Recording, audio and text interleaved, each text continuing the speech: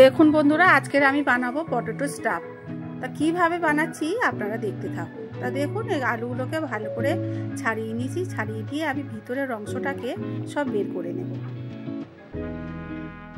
এইভাবে বের করে নেওয়ার পর তারপরে আমরা দেখুন কি সুন্দর হয়েছে দেখতে। আমরা আবার খানিকটা সলিড মাংসকে আমরা কিমা বানিয়ে নেব। অনেকে অনেক রকম বানায়, তো আমরা চিকেন দিয়েই করব।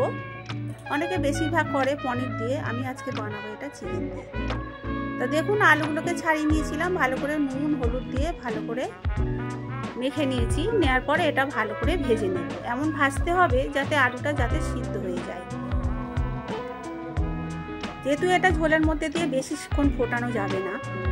তো দেখুন, এগুলো তুলে নিয়েছি। নেওয়ার পর দিয়েছি পেঁয়াজ, কাঁচা লঙ্কা দিয়ে এটা নাড়িয়ে নেব। যেগুলো আলুর অংশটা বের করে রেখেছিলাম সেগুলোও দিয়ে দিয়েছি। সেটাও দিয়ে কষিয়ে তার মধ্যে চিকেন কিমাটা দিয়ে দিয়েছি। দিয়ে ভালো করে কষিয়ে নেব।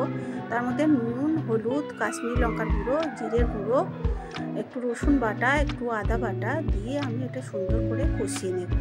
কষিয়ে নেওয়ার পর তা দেখুন তেল দিয়ে দিয়েছি। তার মধ্যে তেজপাতা, গোটা গরম মশলা, পেঁয়াজ বাটা, রসুন বাটা, আদা বাটা, টমেটো পিউরি, হলুদ গুঁড়ো, লঙ্কা গুঁড়ো, কাশ্মীরি লঙ্কার গুঁড়ো, জিরে গুঁড়ো সব দিয়ে আমি এটাকে ভালো করে কষিয়ে নেব।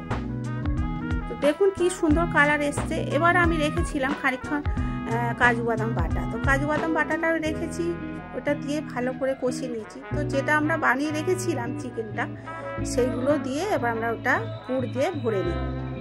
তা দেখুন আমাদের এদিকে কষানো হয়ে গেছে, জল দিয়ে দিয়েছি। তো আলু স্টাফগুলো দিয়ে দেবো। এবার আলু স্টাফগুলো বেশ সুন্দর ফুটে গেছে। এবার দেখুন কি সুন্দর দেখতে লাগছে। তার মধ্যে গোটা কাঁচা লঙ্কা দিয়ে দিয়েছি, গোটা শুকনো লঙ্কা দিয়ে দিয়েছি। দিয়ে উপর থেকে টক দই ছড়িয়ে নামিয়ে নিয়েছি। তা কি দেখুন কি দারুণ দেখতে হয়েছে। তো এইভাবে আপনারা বানাবেন, খেতেও দারুণ হবে। ভিডিওটি ভালো লাগলে আপনারা অবশ্যই লাইক কমেন্ট শেয়ার এবং সাবস্ক্রাইব করবেন। আবার আসছি নতুন একটি ভিডিওর সাথে। এখনকার জন্য টাটা।